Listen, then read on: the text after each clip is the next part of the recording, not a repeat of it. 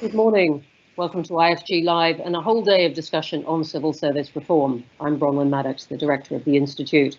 I'd like to thank as well Oracle, who's supporting this day of events, which is not only our core subject, but something that we've put together very fast to look at the government's plans at the moment and whether we, the country, can make the most of the interest that there suddenly is in civil service reform. And suddenly is something that our panelists right through the day might contest, because many of them have been working on this for many, many years. So we know the government's ambitious, wants to change the way the civil service and the state generally works. And that's been clear from the moment that Boris Johnson became Prime Minister. We got a bit more detail on the government's plans with Michael Gove's Ditchley lecture a few weeks ago, things like reducing the turnover in the way that people move between jobs, building up civil service skills, more experts and so on, getting civil servants out of London. Very much traditional themes with a bit of energy behind them. And we started to understand the civil services version last week when Alex Chisholm, the government's new chief operating officer, set out plans for great people, new ideas and better results. So today couldn't be a better time to look at these ideas and ask what the government is missing, whether it will work, whether the government has learned the rounds of previous attempts at civil service reform. Do, by the way, send in your questions to this event. And if you want to say where you're writing in from, where in the UK or in the world, we'd love to know. It is always interesting as our audience for these things expands and expands. So I'm delighted with that to kick off our first discussion. This time is different, which you can challenge, and to welcome an excellent panel to discuss that. Let me start with Dame Sue Owen, who's former Permanent Secretary at the Department for Digital, Culture, Media and Sport. Sue, very good to have you with us. I'm going to go as well to Baroness Simone Finn, who's former Special Advisor and Non-Executive Director at the Cabinet Office and who's made a special subject, if I can put it that way, of these kind of reforms. She's speaking today very much in a personal capacity. We have as well with us Ravi Gurumurthy, Chief Executive of Nesta, and Jane Dudman, Public Leadership Editor for The Guardian, who writes very widely about all these things. So I really can't think of better people to kick off this day. And again, please do start sending in your questions, which can be to all of us or just a few. Let's start off. Sue, if you would perhaps give us a few thoughts at the beginning. How much of this feels new to you? And is there something about this moment that does lend itself to reforms which people have been trying for some time? Okay, well, thank you, Bronwen. I'll just make 2 or 3 points at the start because we're going to have a lot of debate. I think it's important to log that a lot of change has happened. So the civil service that I left last year is very different from the one I joined in 1989. So over that 30 years, there are a lot more women, there is better leadership, there are more professionals and better use of economists and specialists. So there was much more change actually has happened in that period than experienced by my father, who was a government scientist who joined in 1950 and left in 1986. So the second point I'd make is that actually most civil servants do not work on policy. Most civil servants are not in London and are not paid very much. So I think we need to bottom out whether the debate is about those people or is it really a debate about policy making that is at the moment largely in Whitehall. And the third point I'd make at the start is that the public and industry and the private sector in general have almost no clue about what the civil service is. And I think that's not helpful in getting the kind of diversity of people that we want in the civil service and the kind of diversity of thought. And we can expand on those during the next hour. Sue, thanks very, very much indeed. Lots I could pick up on any one of those points, but just your last point about the public having very little idea of what the civil service is. Can you spell out for us what the problems that flow from that? Well, you know, you do want diversity of thought. There has been, I mean, Michael Gove talked about this, and I think he's right. There is quite a lot of groupthink around. We need more a greater variety of experience. I mean, in the US system, which I don't support, but you do have people coming in for periods of 4 to 8 years with a lot of private sector experience. You know, most ordinary people. I went to do a talk in a school in a very poor area of Hull 2 or 3 years ago to talk about careers, and did a little straw poll at the beginning about, you know, what do you think a civil servant is? Is it a polite cleaner? Is it someone who works for the government of the day? Is it a politician, or is it a spy? And nearly all of them thought it was a spy, because they'd seen Spooks. They hadn't seen any TV programs about civil servants. But, you know, when you started to talk about the kinds of decisions that civil servants make that would affect them, like at the time there was a debate about whether breakfast should be provided in school, and you try to kind of engage them in the thinking around an issue like that, you know, it became quite interesting. But most kids have no idea how government works or what civil servants are, as it's not even something they would think of doing. I hadn't yet thought of opening up the film production wing of the IFG to make some kind of series on it, but that may come. One of our recommendations. Simone, when I started at the IFG 4 years ago, you were one of the first people who turned up in my office with a passionate pitch about the need for urgent reform of the civil service. Tell me what's on your mind as you've heard the government come out with its pronouncements.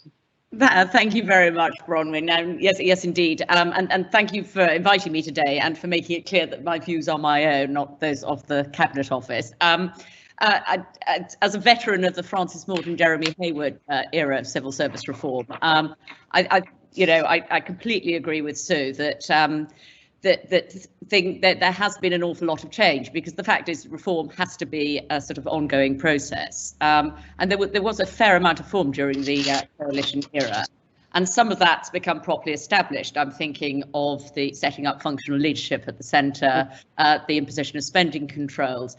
Whether these are working as they were originally envisaged, or as well as they could or should, that's another question. But there's certainly a real improvement. However, my views would be that too often the civil service has a less than perfect record of implementation. And now we're facing huge challenges, and we really need to have the people with the right capabilities and skills to deliver the better services. The technology is moving, etc. So what I've been thinking, well, what is different now? Well, first of all, we have the COVID crisis, and that shows absolutely some of the best of public service. I mean, some of the work that the civil servants have been doing during this time has been absolutely amazing. I mean, the processing of the universal credit claims, the setting up of an HMRC website virtually overnight. It's been, and the things that go well, they don't get credited, they don't get known about, and they don't get written up. But, the response has also highlighted some serious shortcomings and some real problems. So we've got, and we've now got debt at eye-watering levels. Debt GDP ratio over 100%. I mean, that's never before been seen in peacetime. So civil service is back on the political agenda because it simply has to be now.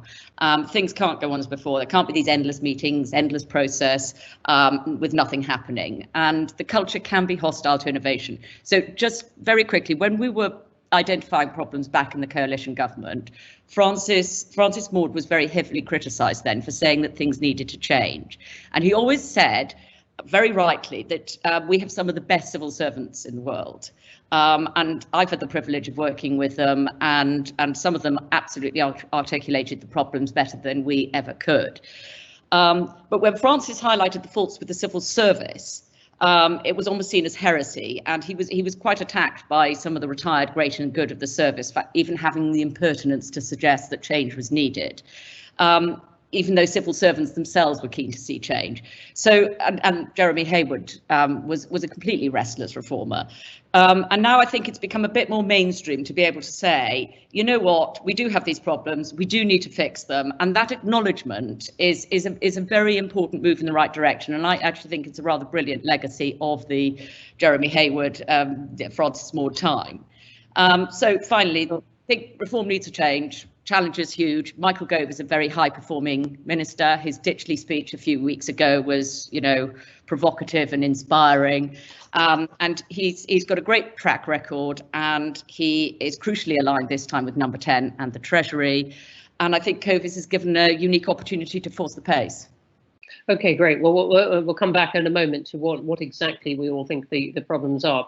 Ravi, what's your take on this? And you've seen it from within government, advising the Foreign Secretary and in energy and so on, and you're now seeing it from outside. Yeah, thanks, Bronwen. So I spent the last 6 years actually outside the country working on international development based in the US. And it's interesting coming back into the UK debate, in particular when you ask the question about evidence-based policy, because it's a word that's been used for decades. But I think international development is probably about 10 years ahead of domestic policy. And the US and US universities are far more grounded and empirical than their UK counterparts. So I do think the scale of the problem when it comes to experimental methods and evaluation is huge. And what I think is exciting about the current moment is that we've not really heard any concrete ideas from the government, but we've got a set of instincts, and they do have incredible power to channel those. They've got the will and radicalism to use it. So normally you might think, well, will the scale of the problem be matched by the scale of the solution? I don't think that's a risk here. And you've got a massive crisis where that can legitimise big change. I think the real test, though, comes with the fact that some of these ideas are so radical that they do threaten the power of government. So if you're really serious about evidence-based policy, it means experimenting, failing. It means pausing and not necessarily making decisions quickly, because you actually have to wait for the evidence to come in, and you have to be transparent. And that's fine in year one of an administration. It becomes more and more challenging the longer you go on and when you start to own the problems. Great. Thanks for that. And Jane, your first thoughts on this moment of change compared to the past? So at the end of June, when Mark Sedwill announced that he was going to be leaving as head of the civil service, I described it as a call to arms, and that may have been slightly over egging the pudding, but I do think that this is a very challenging time for the civil service, and I think both Sue and Simone are absolutely right. There have been massive changes already, really welcome changes to the way that the civil service operates.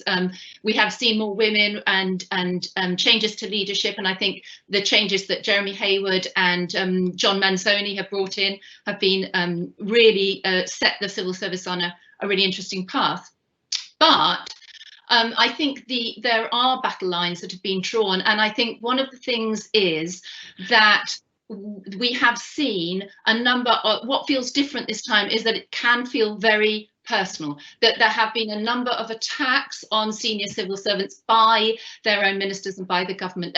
Actually, sadly, that isn't anything new, but there have been, I think this does feel different in a way that is worrying to many in the civil service. And as the General Secretary of the FDA, as Dave Penman has already pointed out, when you have this kind of attack, it is corrosive.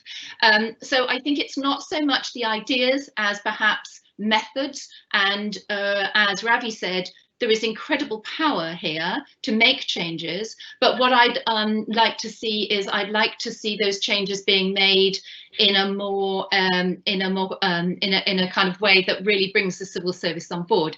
It's certainly different this time. This is government that we can see that acts very swiftly, despite the impact of the pandemic, despite the impact of Brexit. There is still plenty of space and government resource for big machinery of government changes. We've seen that already.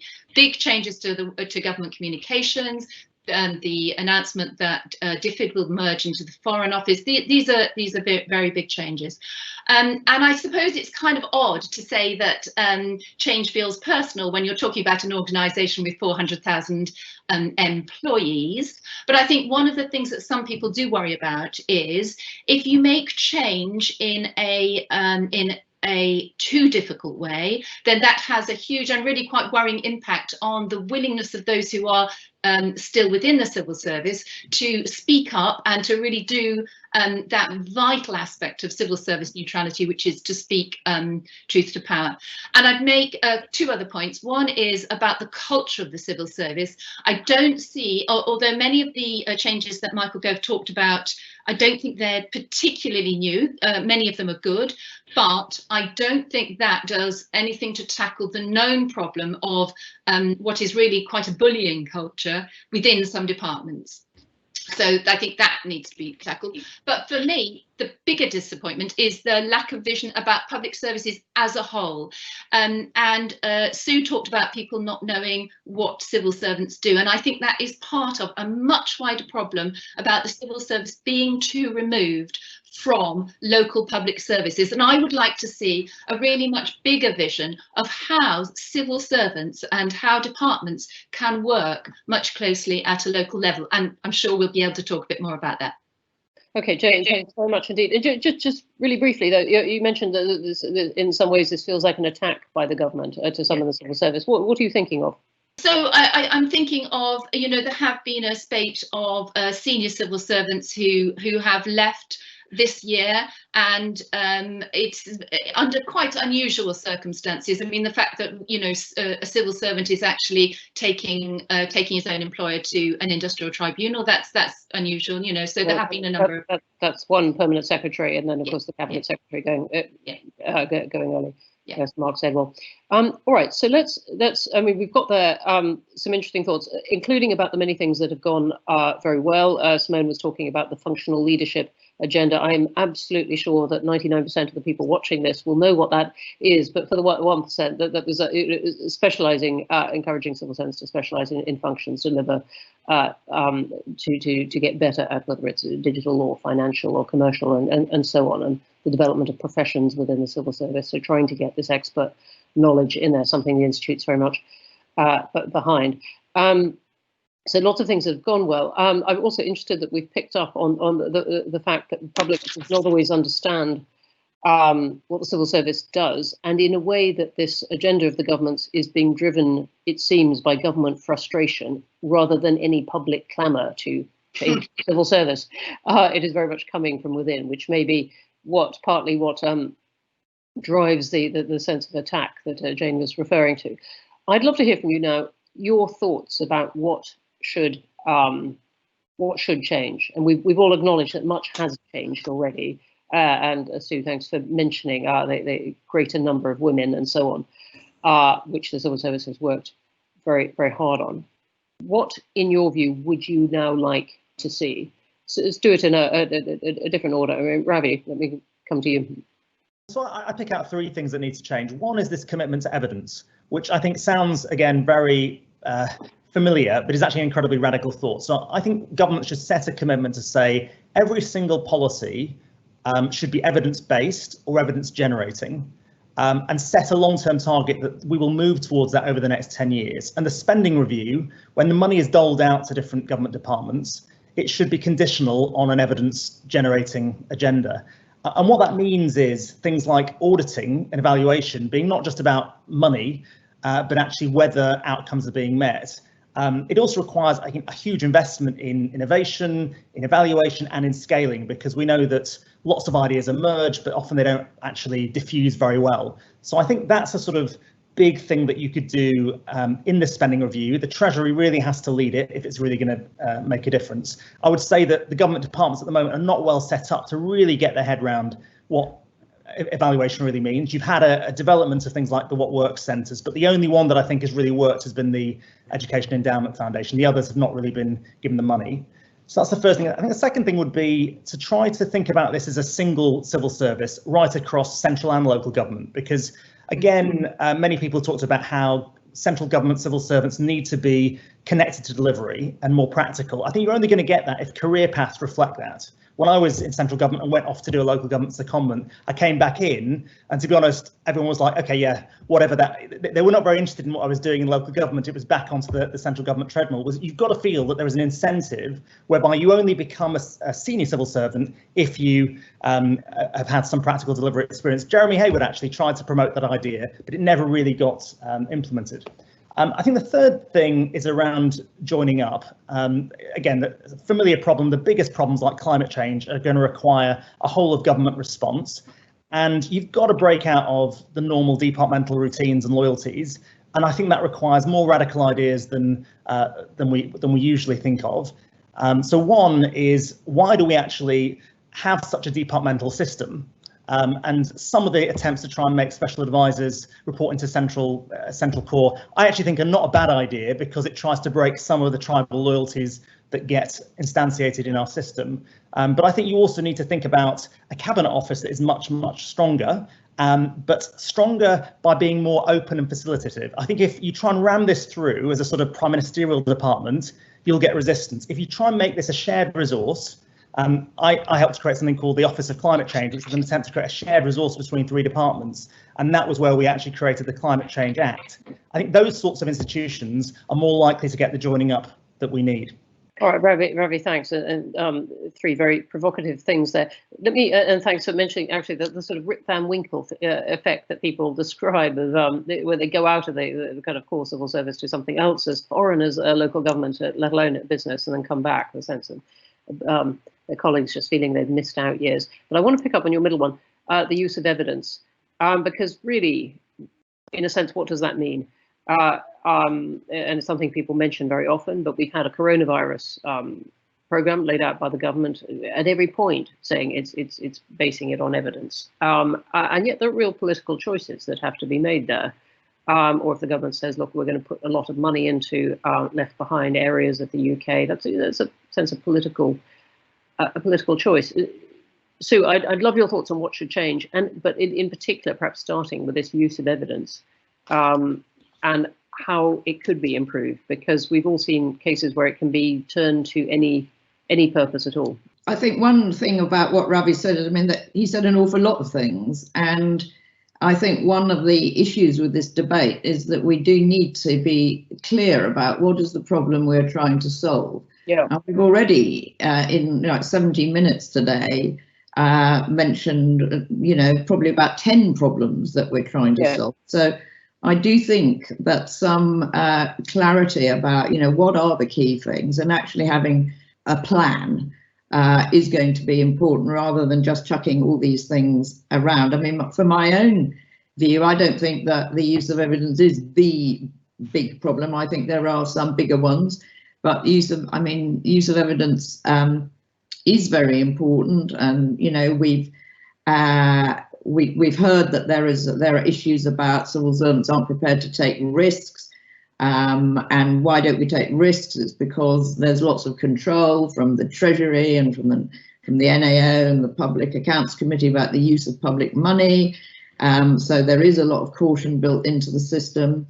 I mean, on the use of evidence itself, there is the issue of policy trials. There are a lot of ethical issues around that. But certainly in my own case, when we have suggested doing randomised controlled trials, there's been a lot of pushback from ministers. Some ministers are happy to do it, others are not. I mean, when I was in DWP, we did do some randomised controlled trials in the labour market space, but there were difficulties around that. So I think obviously we do need better evidence, but I think I don't think that is the biggest problem. In my own view, that issues of things like departmental structures being very inflexible are more serious problems. I don't know whether you want me to talk about that now.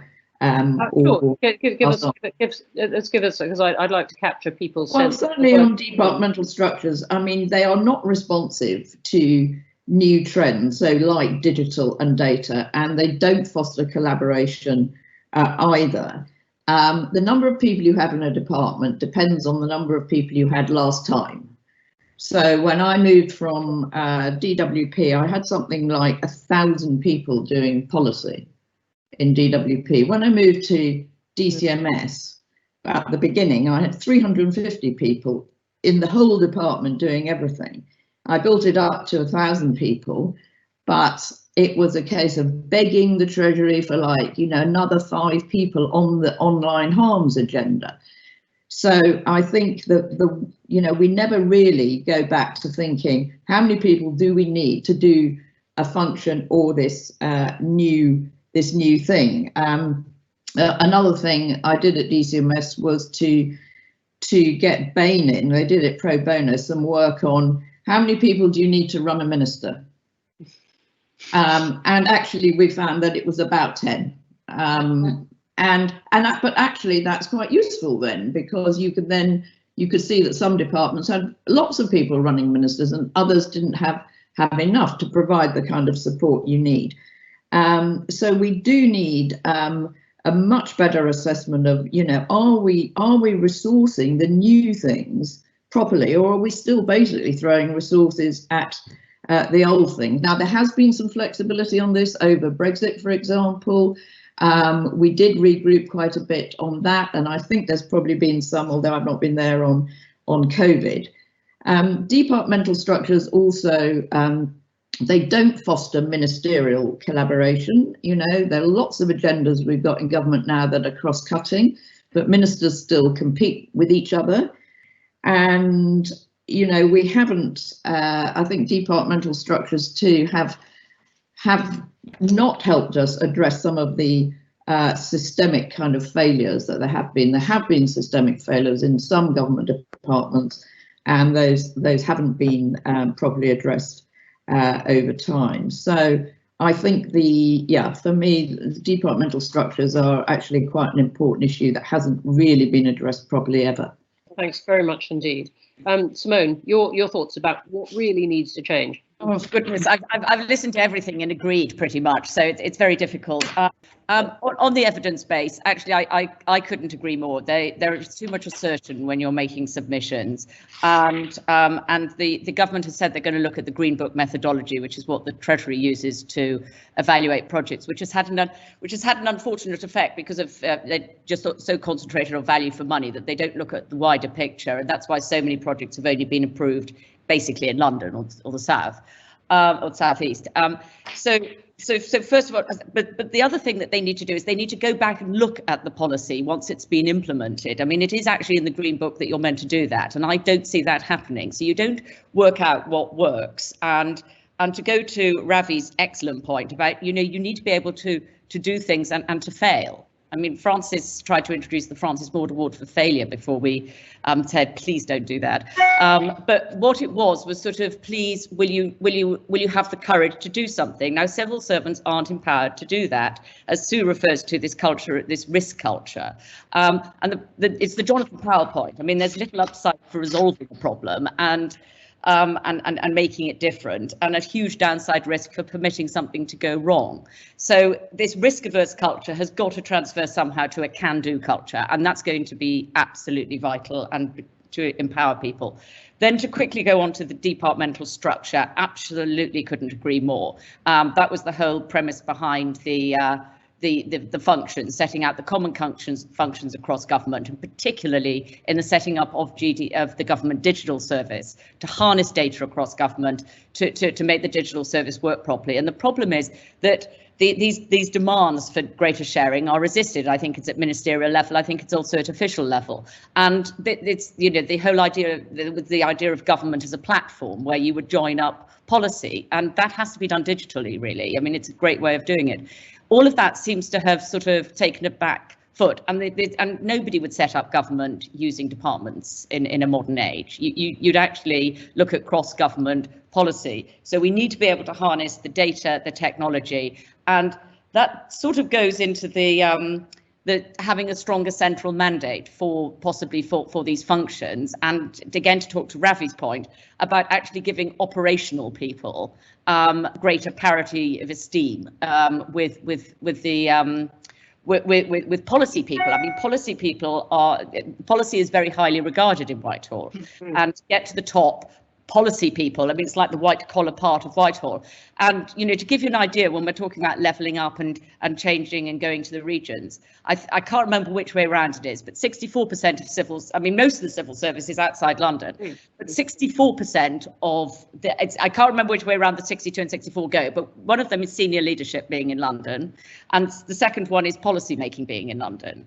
And when we were setting up universal credit, it was completely mad. I mean, policy making was done in London. I think implementation was done in Sheffield, and IT development in Warrington. I mean, that's a recipe for something not coming together properly.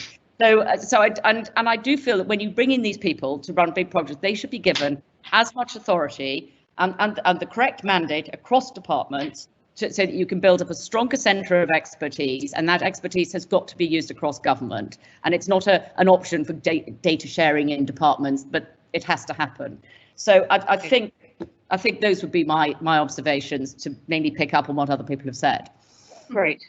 And Jane, as you right across this whole waterfront, your top points of exasperation, if you like, or well, actually, just thinking about what everybody has just said, what occurs to me right away is what kind of a difference is this present pandemic that we're now in. The very fact that all of us are in separate locations talking to each other across technology. I think technology is going to be so important, and I actually think that in the new, I think what we need to think about is, what is a post-COVID civil service going to look like? And in that instance, I actually think that if you have some people in Warrington and you have some people in Southport, that won't matter a bit. I think what's really been proven by the way that civil servants have worked so remarkably well through this crisis, most of them from home, has actually, I hope, will give a really different spin to the way we actually all think about the way we work going forward. And I think that in itself should and would, and I hope it will, have a very big impact on the way the civil service works, because I agree with everybody else. It's ridiculous that, you know, the policy people are so elevated and feel they have to be in Whitehall. There's another really interesting aspect, of course, which is what will happen during the refurbishment of Parliament. What will happen if the MPs and the Lords and the decision makers actually end up going somewhere else? We don't know. They will. They might just, you know, shuffle a bit down the road. But supposing they were in York, what difference would that make? I just think this is a really interesting pivot point where actually lots of things could change, and I hope they will.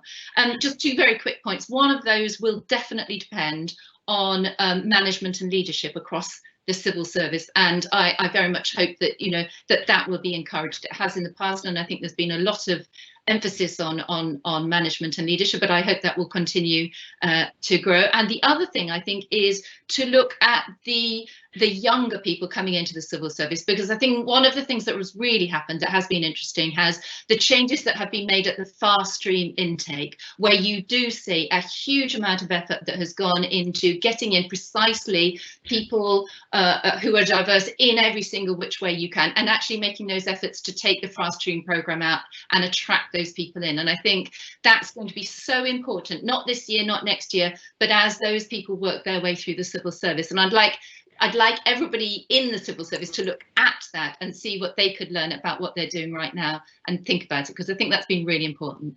Okay, that's great, thanks. And I'm, if you can see my eyes going sideways, I'm looking at the stream of questions coming in, many of which touch on these points. And by the way, if you're sending in questions, and if you're in the civil service and don't want to give your full name, quite a few have come through as anonymous, do give your first name if you're happy with that. It just helps personalise it a bit. Let's kick off with some of the questions which really have been touching on many of the things we've been talking about now. Let me start with one from Joan Munro. And she says one of the issues is follow through on innovations. As civil servants move around, each starts new initiatives, but the next person coming in often doesn't know, it doesn't continue and develop that initiative. That person will start something new. And so major innovations take many years. Does the civil service approach to moving policy people around not prevent innovations being fully implemented? And there are other questions I've got in the list as well that say, and what about accountability for things that don't go so well? Who'd like to jump in? Not everyone has to answer everything, so wave at me if you don't want to answer it, but who'd like to go first? Okay, so I'll say something about follow through and turnover. There definitely is too much turnover. You know, there are people particularly in the Treasury, who start a job and the minute they start it, think about what the next job is going to be.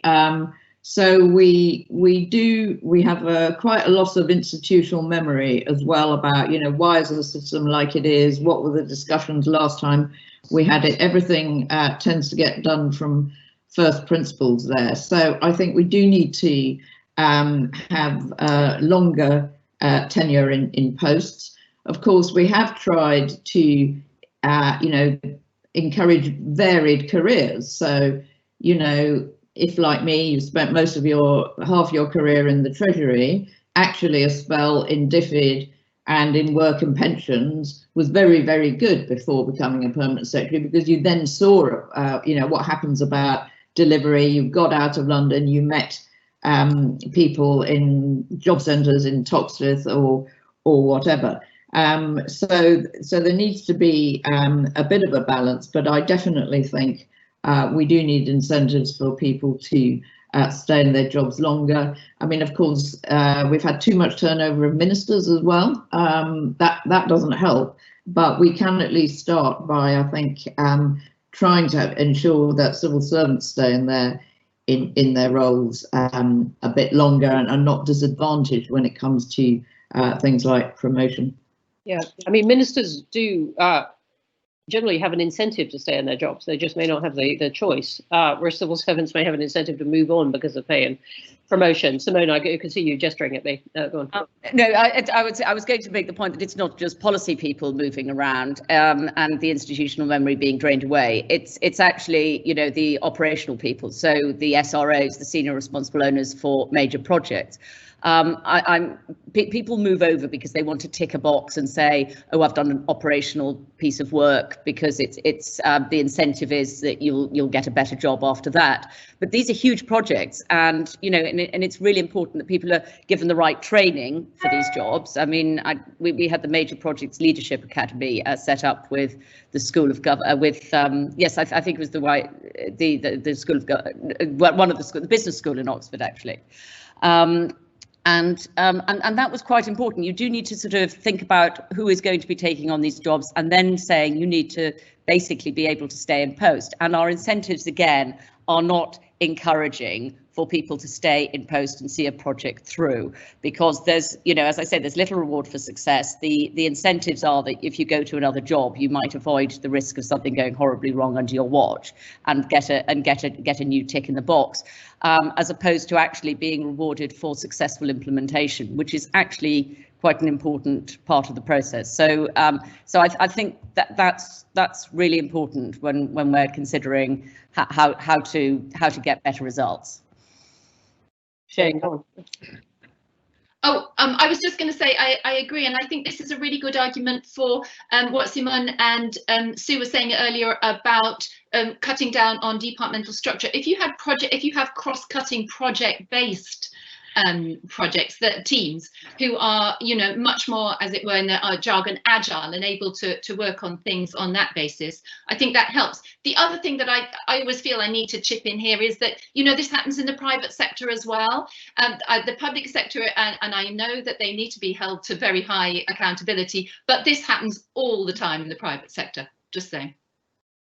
Okay, let's go to another question from John Burt, in fact, saying, my experience of government was that the civil service were hungry for rooted evidence-based policy. The problem was that many, though not all, politicians were not. They were intuitive and thought they already knew the answers. Many had no prior experience whatsoever of specialist evidence-based analysis. So should we start with reforming the politicians? That is one view of the, I guess, of the that does neatly bottle one view of the world and of the political job. Ravi, what's your take on? Well, I agree. I can remember joining the Foreign Office with David Miliband, looking at a map of Afghanistan, trying to find out where the where all the neighbours were, and it was slightly frightening. And similarly, in the Energy and Climate Change Department, I remember thinking the American counterpart was Stephen Chu, a Nobel Prize-winning physicist, and we had Ed Miliband learning how electricity works. And I do think you've got a problem sometimes of the blind leading the blind, where we don't have deep expertise in the civil service, and you've got amateur politicians who move around and have no incentive really to think for the long term. On the other hand, they don't go into politics saying, I want to become a specialist in evidence-based analysis. They go into it saying, look, I've got a vision for how the country should be, and this is it, and I haven't got very much time, and these are the things I want to do. I mean, Jane, what's your take on it, writing about the politics as well as the policy of all this? Well, I think that's right. And I think what happens is you see that politicians love to make decisions. That's what they're there for. And sometimes it's extremely effective. When Tony Blair decided to do something about knife crime, if you remember back then, he got teens together and had almost instant results. And I think sometimes that he didn't wait for the evidence, he acted. And I think sometimes it can be easy to muddle up evidence and data. As Bronwen, as the Institute keeps writing, we definitely need much better data to be able to make much better decisions in all areas. But sometimes I don't think you need to wait for evidence. I think sometimes politicians act on kind of political instincts, and they're always going to do that. It's a reality. Yeah. Can I make a point on that? I mean, I entirely agree that ministers can do rushed announcements and that they are part of the problem. I mean, that goes without saying. What I would say is that no minister with a big policy will not listen to sensible advice from civil servants, and to go to the evidence and data point, the data provides some of the evidence, but you don't have it all the time. I agree. You don't have what the consequences might be, which is why you should go back and look at it. But the fact is that once the decision's been taken, it should actually be implemented properly. And what we really need to look at is how those decisions, once taken, can be implemented properly once the minister has decided to take them with proper advice and warning pitfalls from the civil service. And you do need that sort of expert advice, or that sort of advice, to be able to advise. Okay, great. Let's go on to one from Alex, writing from Jersey, Channel Islands. It says helpfully, how can we encourage the civil service to have a more experimental outlook when the ministers do not have the same incentives, in particular noting that experiments may fail and cause embarrassment for the government and could challenge the job security of the minister? And Sue and Simone, this is, I mean, a point that you particularly touched on. Sue, do you have a thought on this about it's all very well to talk about innovation in the civil service, and Michael Gove mentioned this in his Ditchley speech, and saying, look, we want more of this, but how really do you encourage that? So I think you do need the government of the day to feel comfortable with both the ethics of trying things for one group but not for another group. You do need to be prepared to let some things go wrong. So I think those two issues are really important, but you can run a lot of small scale trials, and some departments do. I mean, international development, for example, there are plenty of small scale experiments that go on there, and very often it's very simple things that you find, certainly in the development field.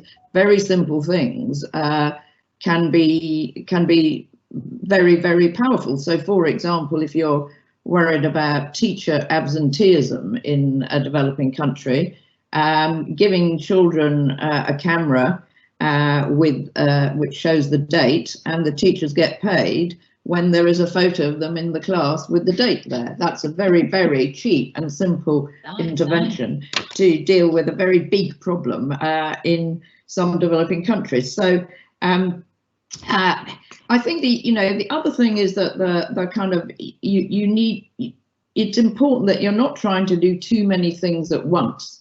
And if you're not trying to do too many things at once, you then have a bit of time to do some of these trials.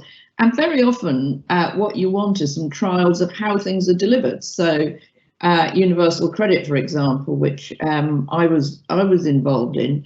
One of the issues there was the hurry that and the pressure that we were under, because actually in that particular case, not the whole of the cabinet was behind it, and Ian Duncan Smith wanted to do it a lot quicker than not only we but some of the private sector advisors were saying. And as it's happened now, there has been longer, but actually some of the ways of delivering that, we could have run some trials if if there hadn't been the overall hurry to get things done. I mean, so Sue mentioned DFID as a really good example. Now, over 10 years ago, the organisation I used to work for was involved in a big DFID evaluation of governance in Congo. And it turned out that it actually had no effect, and it was tens of millions of pounds. But DFID were fantastic. They actually wanted to publish all the results, share it, funded follow-on work. And it was exactly that embracing of failure and learning that was really useful. But the second thing that resulted from that was a big commitment to not jump straight into large-scale evaluations, costing tens of millions of pounds, but have a cycle of prototyping and iteration to de-risk it before you get into the big rollout. And that's policy cycle whereby you do lots of prototyping. As you get more confident, you start to go bigger and put in place more rigorous evaluation, I think really works. The real challenge, though, is the sort of political rhetoric and the managing of those expectations, because you have to be able to say, we're going to go really hard on an outcome, but we're not going to be too fixed on the means of achieving it, and we're going to pivot. And that managing of expectations, that your first idea that you're announcing may not be the right idea, but you're going to stick with it, I think is a more sophisticated political debate, one that ministers and the media need to be able to be better at facilitating. Okay, well, thanks for those answers, and thanks. There's many questions really on that theme. Thanks, Stephen Meek in particular, and Michael, a teacher, making the point about not civil servants not moving around too much. Let me go to an interesting one on a different tack. No name, but what do panelists think about the use and power of the huge number of external consultants working across the civil service, McKinsey and so on? McKinsey now becoming a kind of generic name for consultants. Their perspectives are hugely influential in shaping the civil service future. Anyone want to jump in on that? Well, I'm quite happy to go on that. I mean, I think that external consultants can give a very good snapshot view. Sue talked earlier about matching resources to priorities, and actually some of the time that means stopping doing some work too. And I think COVID's given a great opportunity to look back and say what hasn't been going on during this time, and what are we not missing, so that people can be redeployed on areas of work, because it's very easy to set something up and then not ask why it was set up and why it's still going a few years later. So an external consultant is very useful in terms of being able to give a sort of a perspective on, stand back and look at it like this. However, I think there is a very big danger that the external consultants become part of the furniture, that they're ingrained or embedded for far too long, and actually end up becoming the institutional memory, and while the civil servants, and it disempowers civil servants too. I think it's very important that civil servants have the confidence to believe that they can do what they want to do. So I think that dividing line is quite important and needs and should be considered. Okay, great. Let's go to a pair of questions about money, really, behind decisions. One from Mary Jacobs saying universal credit would have been a much, I think she means better, there's a misspelling, benefit if Ian Duncan Smith's budget wasn't cut back. If we make a change, how do we make sure enough money is thrown at it to make sure it's going to be successful? And one from Eileen Murphy saying on delivery, I've thought for a long time that we don't concentrate enough on the science of implementation when new initiatives get to the point of delivery. Very often there isn't the attention and the funding to make sure that it actually can happen. Jane. Yeah, I think that second point is a really good point, and again I think it applies in the private sector as well as in the civil service, and that is that all the excitement or the fun is in the setting up often of projects, and you see it with the big major infrastructure projects, which is precisely why moves have been made to have better trained project managers across, major project managers across the civil service, which I think has been an absolutely excellent thing, because all the excitement goes into writing the contract to the beginning, and we've seen what's happened with those. It has meant the idiocy of kind of PFI contracts where you have to pay money to change a light bulb, and apocryphal of course, but change management through the life of a project, and these are huge projects, a 25-year project. You need to be able to manage them right the way through, and I don't think enough thought has possibly been put into that. I completely agree. The problem with universal credit was there were too many objectives for the government as a whole, In my view, it was absolutely the right policy, but the amount of money that was taken out of it compared to the sum of the three benefits that had been there before was reduced. So it was also being used by the Treasury as a way of saving money. So, you know, you've got to be very clear, I think, what your objectives are and what the money there is there to do it with. Perhaps I could make a different point about money, as we've only got 10 minutes left. I think one of the blockers in the past to change has been that actually effecting change, given the kind of current structure of the civil service, is very expensive. So when I was on the Civil Service Board and Jeremy was Cabinet Secretary, the issue of pay for new types of specialists was a very big issue. So as Simone says, we've saved the taxpayer a ton of money by professionalising the commercial and procurement functions, for example. You know, having smart negotiators has saved a lot of money, but we've had to pay those people a lot more. And it's washed its face. I mean, they have saved so much money. Now we're having to pay in the civil service a lot more for data science and digital and tech experts. They are paid a lot more now than the policy people. And again, you know, that is right, because we've got to attract those folk in. As it happens, the policy people are now the ones who are paid least.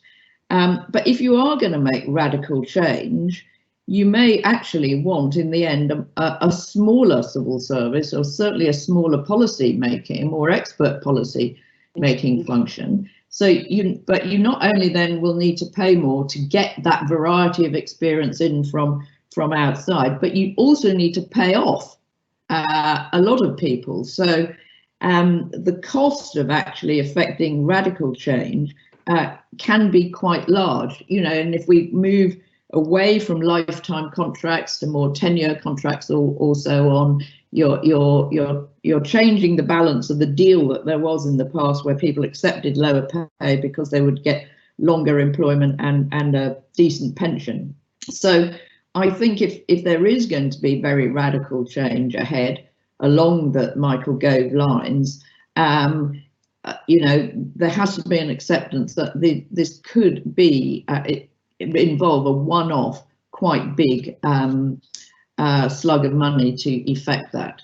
Can I just come in on the implementation question, which is, I think it is tempting to think of the evidence processes, let's do a big evaluation, tick, now let's roll it out, rather than let's do some replications, but also let's do lots and lots of implementation science, continually optimizing this. And the amazing data that now exists, particularly if you link administrative data sets, will allow you to do that optimization over time. And I think that's something that we're not perhaps investing quite enough in. Okay, great. Let's try and get a couple more in before we wrap up.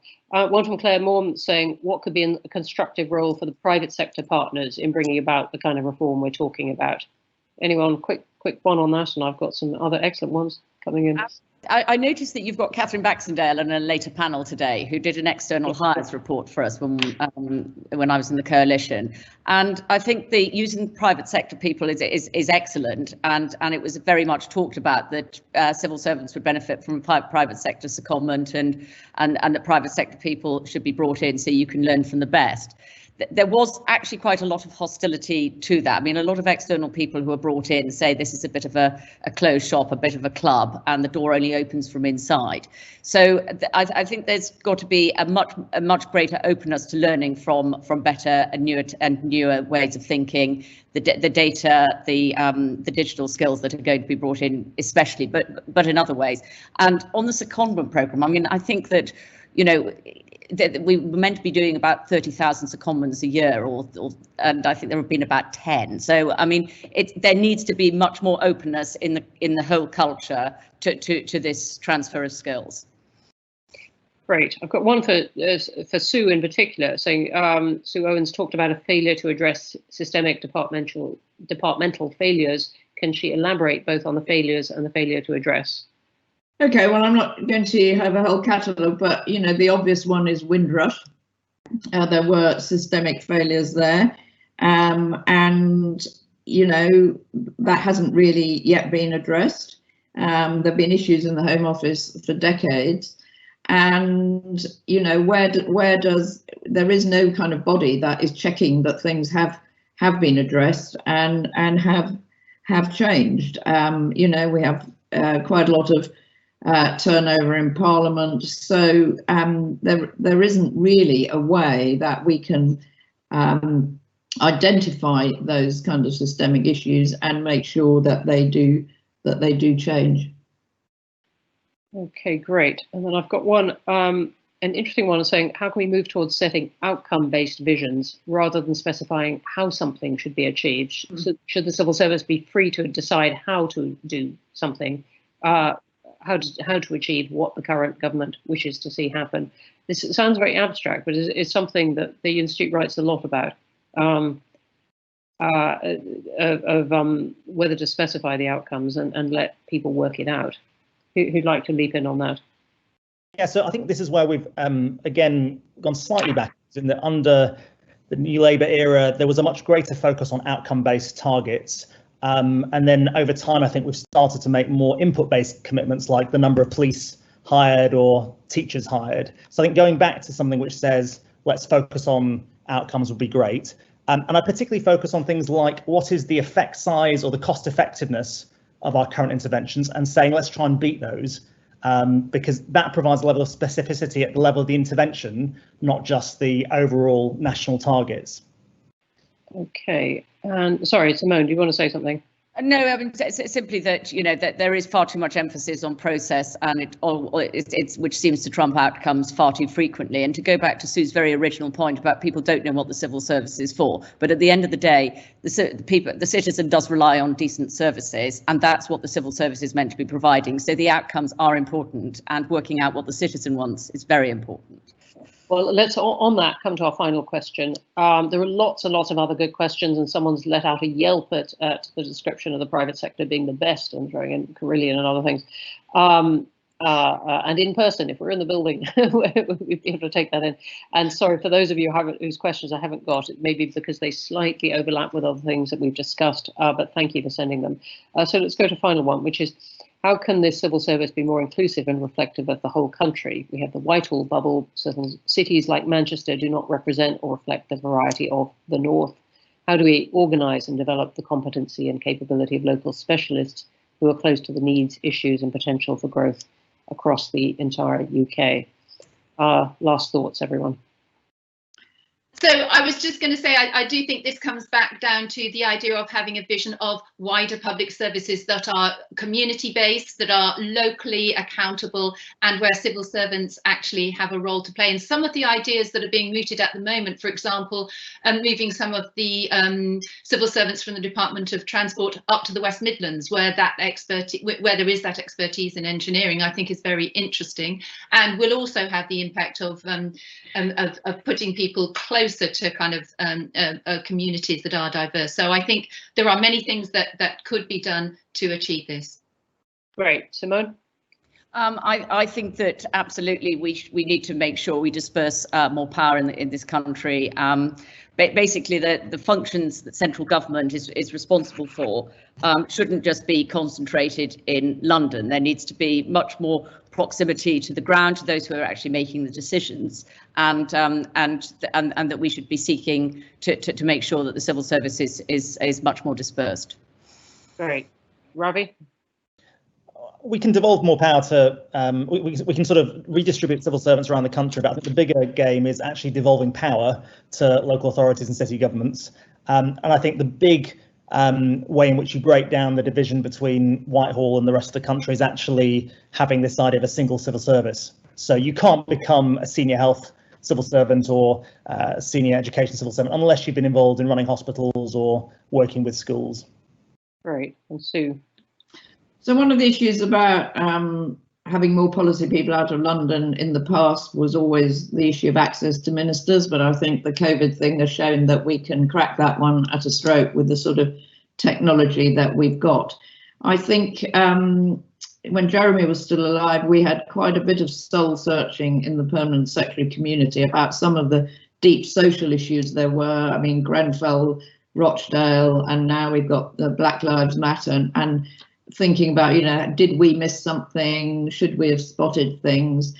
And of course, we do have members of parliament who are, and ministers who come from all over the country. And I don't think that we have a very good mechanism for kind of listening to what the issues are locally that they can tell us about and bring to the party. Okay, well, with that, we're sadly going to have to wrap up. As I said, lots more terrific questions. I do save them or throw them at panelists later in the day, in this long day of this. I'm very struck, as we were all saying at the beginning, that this is something that isn't being driven by public anger specifically at this subject. People take government in a way for granted. They expect it to work well. They certainly notice and complain when it fails. But this is at this point being something that's being driven by this government and indeed by the civil service, which has been working on this for a long time. And I think we've managed to, while we've gone over some things that have been traditional themes, we've looked at some of the things that have changed for the better, and we've come up with quite a list of things that do need to change. I wish we had much more time to explore that. But I think we have caught some of the sense that, if it's not to be too Pollyanna-ish, that this time is different, or that there is a blast of attention on this, and a sense that government needs really to work well at this point, and that there's a chance to make use of this moment and bringing about at least some of this change. So more in the rest of the day. Thanks again to Oracle for working with us on this and on much of our civil service reform, and thank you very much indeed to the panelists.